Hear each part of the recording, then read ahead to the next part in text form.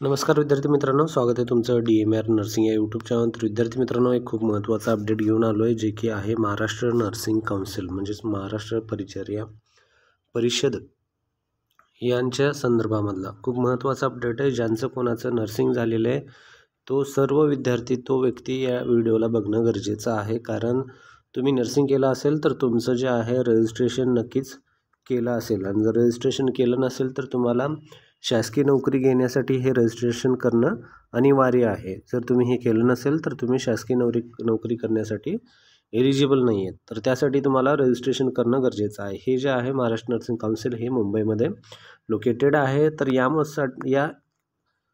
व्हिडिओमध्ये तुम्हाला एक महत्त्वाचा महाराष्ट्र नर्सिंग काउन्सिलच्या संदर्भामधला एक अपडेट भेटणार आहे. तर हा अपडेट CNE रिलेटेड आहे, तर खूप महत्त्वाचा आहे. तर CNE जे आहे हे CNE करायचं आहे का नाही करायचं आहे याविषयी हा अपडेट आहे. तर पहा, व्हिडिओ स्किप केला तर तुमचं रजिस्ट्रेशन नंतर पुढं अडचण येणार आहे. त्यासाठी व्हिडिओ नका स्किप करू, व्हिडिओ पूर्ण पहा, ज्यामध्ये तुम्हाला रजिस्ट्रेशन करायचं आहे की नाही करायचं आहे, ठीक आहे, आणि CNE करावे लागतील की नाही करावे लागतील या सर्व गोष्टी तुम्हाला पाहायला भेटतील. तर व्हिडिओ स्टार्ट करू. तर पहा, हे जे आहे 19 तारखेचं अपडेट आहे. आणखीन एक अपडेट जे आलेलं आहे ते 17 तारखेचं आहे. अगोदर आपण 19 तारखेचं अपडेट पाहून घेऊ. हे जे आहे यामध्ये काय माहिती सांगते ते अगोदर आपण कव्हर करूया. तर पहा, या ठिकाणी परिपत्रक आहे, ज्यामध्ये तुम्हाला तारीख हे दिसून जाईल 19/11/2025. त्यानंतर प्रति कोण आहे, सर्व नोंदणीकृत परिचारिका महाराष्ट्र राज्य, म्हणजे महाराष्ट्रामधले जेवढेही नर्सिंग झालेले कॅन्डिडेट आहेत त्यांचं रजिस्ट्रेशन ज्यांचं झालेलं आहे त्यांच्यासाठी, ठीक आहे. तर पहा काय विषय, त्यामध्ये विषय काय सांगण्यात आलेला आहे, निरंतर परिचारिका प्रशिक्षण म्हणजेच कंटिन्यू नर्सिंग एज्युकेशन ज्याला म्हणतो CNE आपण पूर्ण करून नोंदणी प्रमाणपत्राचे नूतनीकरणास पात्र होण्याबाबत, ठीक आहे. हे CNE कंप्लीट करून त्यासाठी तुमचं नवीन रजिस्ट्रेशन करण्यासाठी इलिजिबल होण्याबाबत हा विषय आहे. तुम्हाला CNE या ठिकाणी या विषयामध्ये सांगण्यात आलेलं आहे. संदर्भ या ठिकाणी जोडलेले आहेत, 2-4 संदर्भ आहेत. तुम्हाला पाहायचे असतील तर तुम्ही ते तारखा टाकून वगैरे पाहू शकता.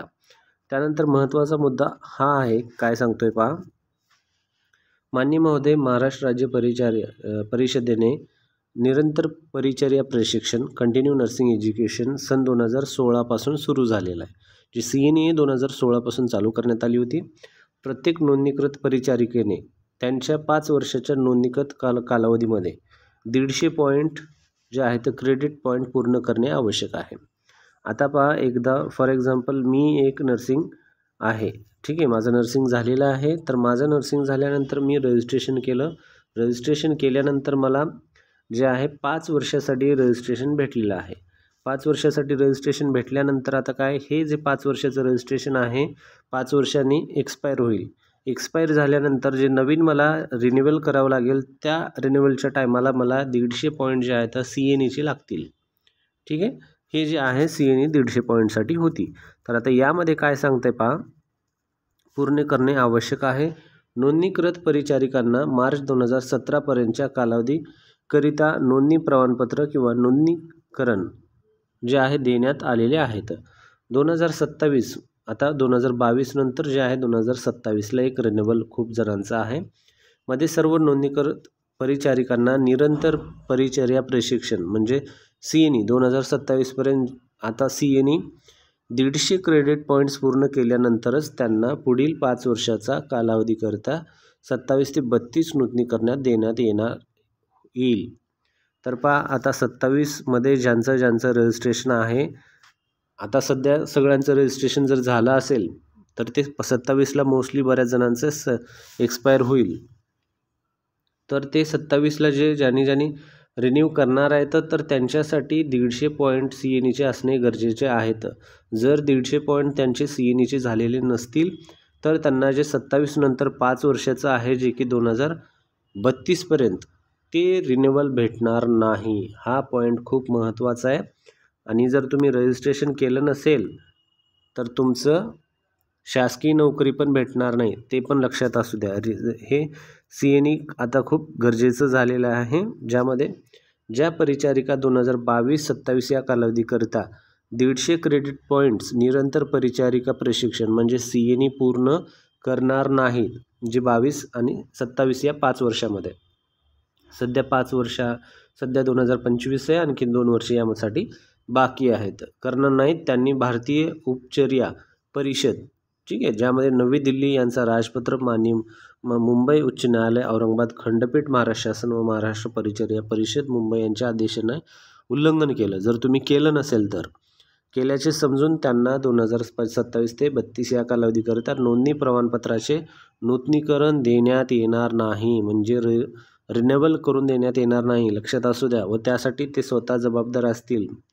हा पत्र खूप महत्त्वाचा आहे. जे कोणी नर्सिंग केलेलं आहे त्यांच्यासाठी खूप इम्पॉर्टंट आहे. हे व्यवस्थित व्हिडिओ पहा, कारण हे जर नाही पाहिलं तर तुम्ही CNE नाही करणार. CNE नाही केलं तर रिन्युअल नाही होणार. रिन्युअल नाही होणार तर तुम्हाला भरतीमध्ये जागा नाही भेटणार. रिन्युअलची डेट लागते, ते करंट व्हॅलिड डेट असते, त्या व्हॅलिडमध्येच तुम्हाला ते घेतलं जातं. त्यानंतर पुढं काय सांगितलं आहे ते पण पाहून घेऊ आपण. जे महत्त्वाचा पुढचा पॉईंट काय सांगतोय,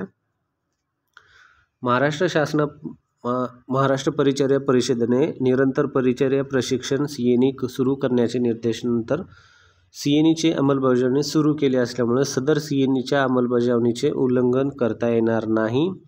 त्यामुळे 27 ते 32 या कालावधीकरता नोंदणी प्रमाणपत्राचे नूतनीकरण करताना 150 पॉईंट्स बंधनकारक असून त्याचे पालन केले नसल्यास नोंदणी प्रमाणपत्र नूतनीकरण म्हणजेच रजिस्ट्रेशन सर्टिफिकेट रिन्युअल होणार नाही, याची सर्वांनी नोंद घ्यावी.